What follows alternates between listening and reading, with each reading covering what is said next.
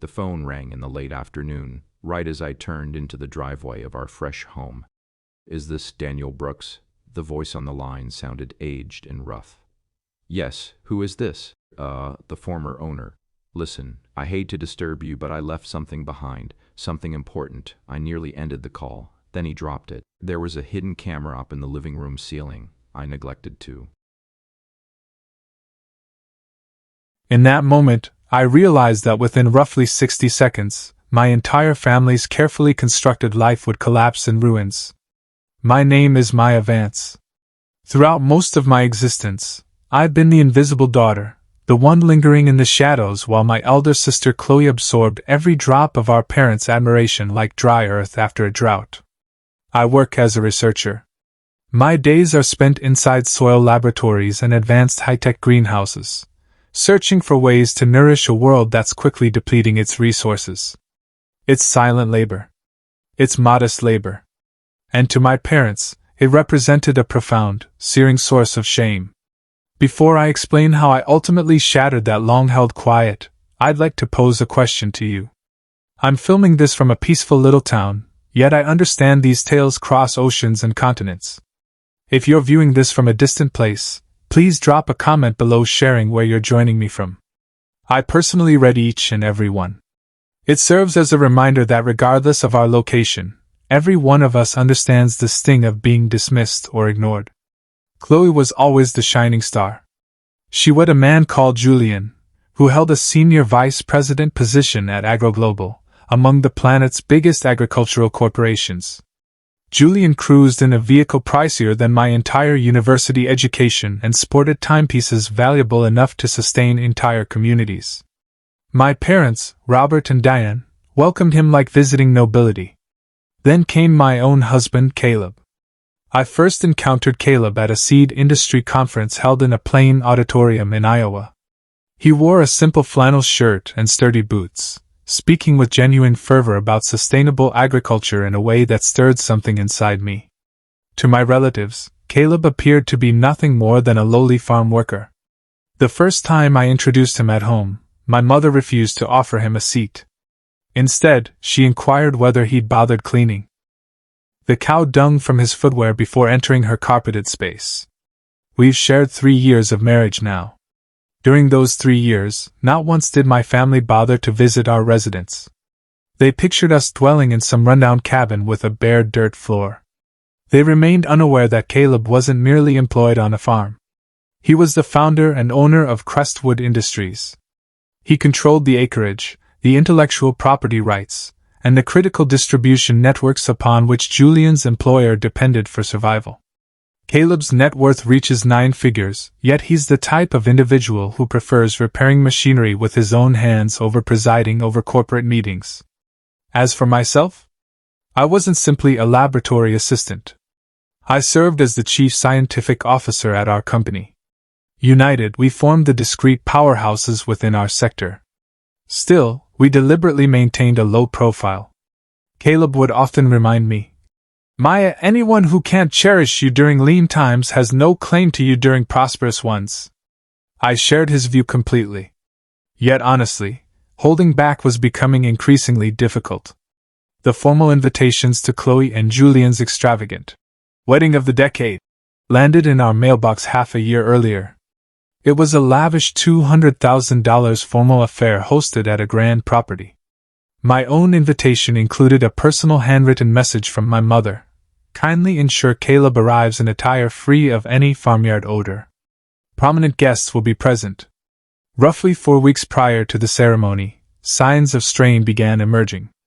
My father phoned me in a state of panic. He skipped any inquiry about my well-being. He dove directly into his request. "Maya, the location is threatening cancellation. Julian's funds are currently locked, and we're short $25,000 to cover the last installment for catering and decorations. Do you, perhaps, have some funds set aside? We'll repay it the moment Julian receives his next bonus." I was already aware that no bonus was forthcoming. Through trusted contacts in the sector, I'd learned AgroGlobal had launched a thorough internal review due to suspicions of unauthorized expense withdrawals. Nevertheless, hearing my father's anxious tone and thinking of Chloe, despite her constant mistreatment, I saw her as my sibling.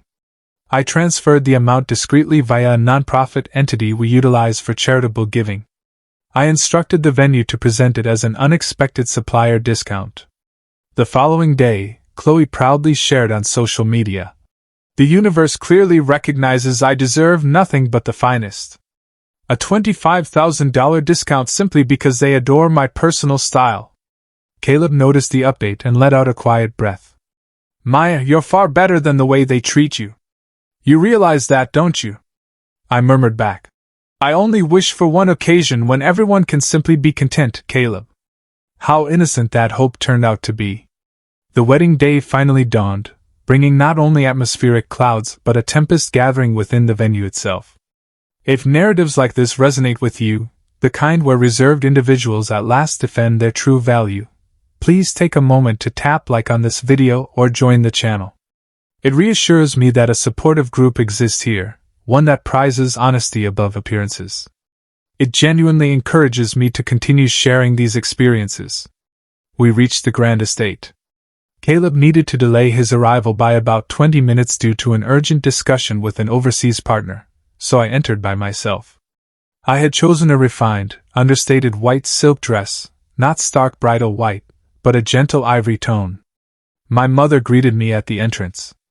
Her expression immediately soured. "Maya, you appear acceptable, but we have an issue. Julian's chief executive unexpectedly confirmed attendance.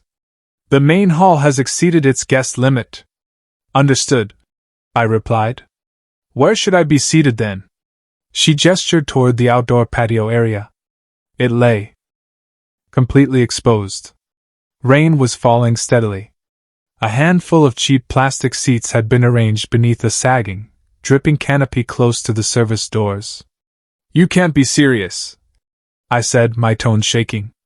"Sweetheart, please think practically," my father added, stepping up beside her. "Julian's professional future hinges on impressing these attendees. As family, you'll surely comprehend. Remain outside until the speeches conclude. We'll send out a plate of remaining food for you." For a full hour I waited beneath that dripping shelter. Waitstaff jostled against me repeatedly. Raindrops darkened the lower edge of my gown. Then Chloe emerged. She appeared stunning, yet her gaze held ice. "Maya, why are you standing here? You're obstructing the waitstaff route," she barked. "I'm positioned exactly where Mom directed me, Chloe, right here in the damp dirt. Stop exaggerating. Consider yourself fortunate to have received an invitation at all." Frankly, Julian expressed concern that Caleb might begin discussing soil nutrients with the CEO and jeopardize his advancement. She glanced down at my attire. "Is that actual silk? Isn't it somewhat extravagant for someone from the countryside?" Before I could respond, she lost her footing. It was the most deliberate misstep imaginable. The brimming glass of red wine she held didn't simply tip, it was deliberately hurled. Deep crimson liquid drenched my torso, my midsection, and what remained of my self-respect. "Oops," she taunted, showing zero regret. "Well, clearly you're in no state to rejoin the celebration indoors now. You're an absolute disaster. Security, kindly remove this individual to the parking area. She's causing a disruption." From behind the glass panels, my parents observed. They remained motionless. They uttered nothing. They simply pivoted away and returned to their sparkling wine. I began heading down the stone walkway, vision clouded by tears, just as Caleb's SUV arrived. He emerged, strikingly sharp in a perfectly fitted dark gray suit. The instant he noticed me, the soaked strands of hair, the ruined dress, his expression transformed from serene to fiercely intense. "Maya, what occurred?" Words failed me. I merely indicated the direction of the main hall. Caleb wasted no time. He clasped my hand firmly and strode toward the primary doorway. The guard attempted to intervene. "Sir, individuals assigned to the outdoor section, step aside," Caleb stated. It wasn't raised volume. It carried absolute authority. The guard registered the intensity in Caleb's stare and complied immediately. We entered the grand ballroom precisely during Julian's speech honoring achievement and the value of elite networking. Silence enveloped the entire space. Chloe let out a sharp intake of breath. Maya, I specifically instructed you to depart. My mother hurried forward. Caleb, please, this is creating unnecessary drama. You're spoiling Julian's special evening. Yet another figure approached us. It was a distinguished older gentleman dressed in navy, none other than AgroGlobal CEO, the very executive Julian had dreaded disappointing. Caleb? The CEO inquired, clearly surprised. Caleb Vance, I've attempted to reach your team for days. I had no idea you'd be present here. The atmosphere in the room altered noticeably. One could practically sense Julian's breath catching in his throat. I'm not a guest here, Caleb declared, his words resonating clearly. I came solely to stand by my wife's relatives.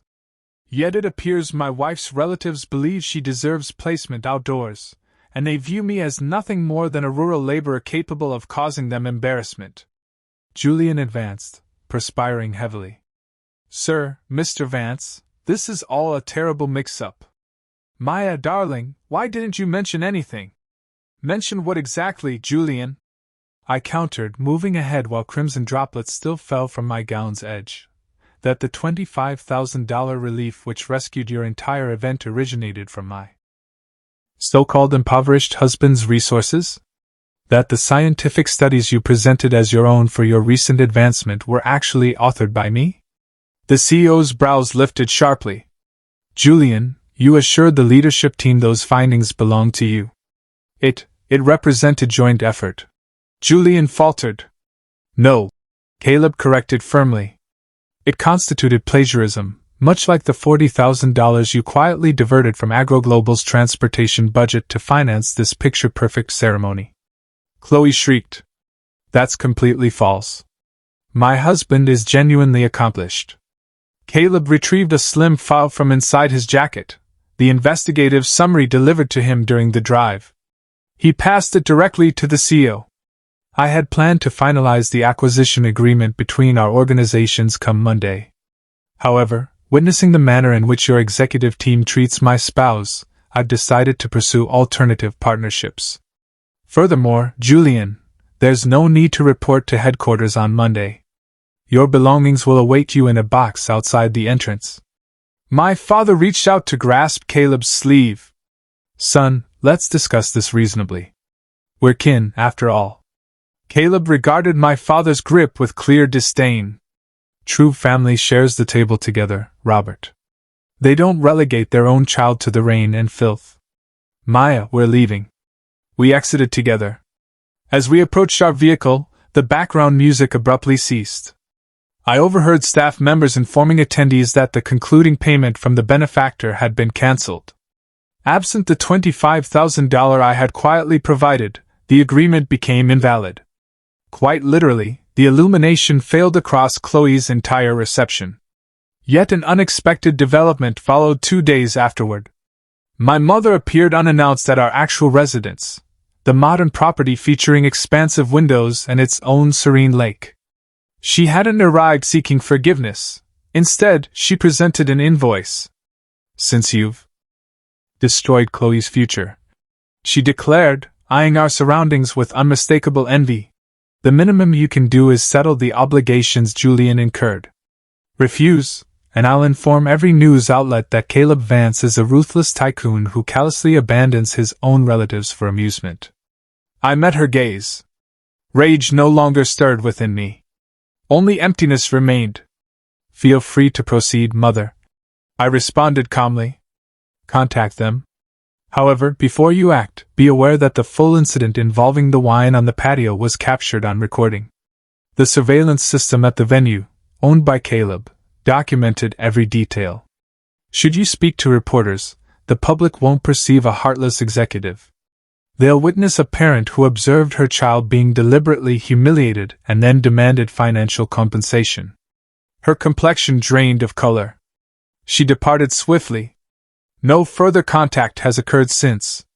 Chloe and Julian now reside in my parents' lower level. Julian contends with an ongoing civil claim regarding the misappropriation, while Chloe lists her upscale wedding presents on online marketplaces to cover legal expenses. As for Caleb and myself, we've returned to our research. We've returned to working directly with the earth. Ultimately, nothing truly flourishing can take root in foundations constructed upon deception. If you remained with me through to the conclusion of this account, thank you sincerely. Your attention truly matters.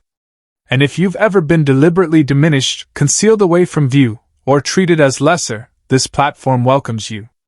Your true value isn't measured by the seating assignment others assign. It's measured by the character you uphold in moments of solitude. Don't forget to like, subscribe, and hit that bell icon so you never miss a twist. Stay tuned to Reddit Tales Times for your daily dose of drama, laughs, and unbelievable stories.